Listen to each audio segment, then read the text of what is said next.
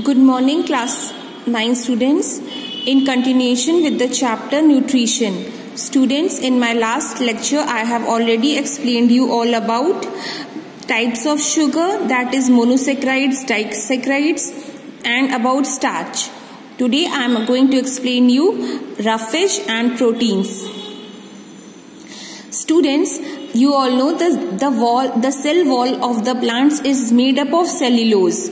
So when we eat raw materials or raw fruits, vegetable, that cellulose is not digested in our body. Why? Because we are not having cellulose digesting enzyme. So this undigested cellulose, being fibrous in nature, act as roughage in our body.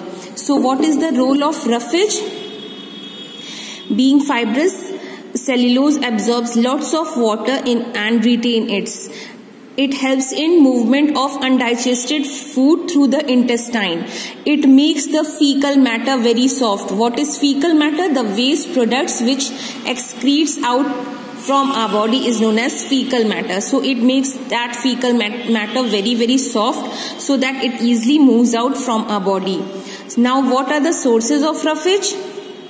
Vegetables, fruit, corn and dalia, and the chief source in vegetable is cabbage. So always remember about that, cabbage, and about roughage. Now students, about fats. Fats are also composed of carbon, hydrogen and oxygen. The oxygen content in this is much less. Means they are having carbon, hydrogen and oxygen in very less amount. They produce more energy than carbohydrates.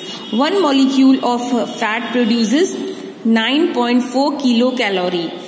And what is the sources of fats? That is foods rich in fats are butter, cream, vegetable oils, meat, fish, etc. So students, in this chapter you have to remember the sources of different kinds of nutrients, as it can be asked in your exam as what is the source of fat, which vegetables gives roughage, like this. So you have to remember this. Okay. Now the next topic is protein. Students, always remember that this protein is made up of carbon, hydrogen and oxygen as well as nitrogen, and nitrogen is most essential element of the proteins. Means nitrogen is main component of protein. Amino acids are the simple and smaller unit of proteins. This always remember, this amino acids are the simple and the smallest form of protein. What do proteins do? Proteins helps in growth, repair of body cells, and they also sometimes they also releases energy. Our body require much more amount of protein for proper growth and increase in height and all the development of the cells also. So food rich in proteins are lean meat, fat-free meat, fish, egg, milk, nuts, beans, etc.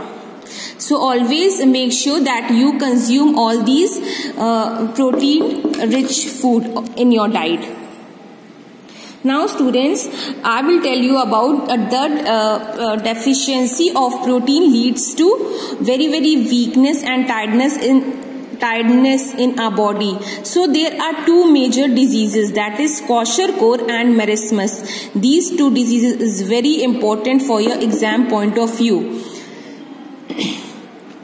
So what is kwashiorkor? Kwashiorkor, it is a severe protein deficiency disease which usually affects young children. Always this kwashiorkor and marasmus happens in young children only, which are very poor and they are deficient, they don't get proper diet, so that children suffer from kwashiorkor.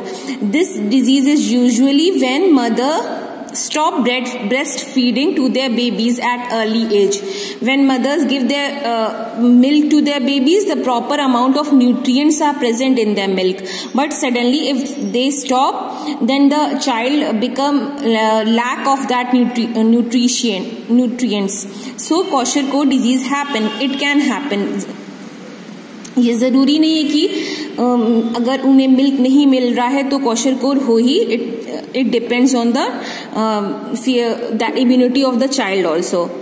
Mother's milk is rich in protein, and after weaning the child, it is given diet mainly which consists carbohydrates, proteins, etc.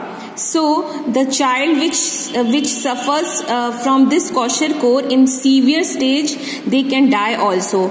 And this kwashiorkor happens generally at the age of 1 to 5 years. What are the symptoms of kwashiorkor? The body becomes underweight, वो अपने weight से कम हो जाते हैं. belly that stomach part protrudes out, means stomach का part बाहर निकल जाता है. The skin becomes very dark and scaly. Growth is stunted, the growth is stopped. Loss of appetite, they will lack the interest in having food. Repeated diarrhea, lose motion होता है. Enlarged liver हो जाता है. Edema, that is swelling of the feet and the face और feet में बहुत ज्यादा swelling हो जाती है, जिससे वो बहुत स्वेल्ड अप हो जाते हैं. Why? Due to the accumulation of water in the tissues of the foot and face. Okay, so now what is the control?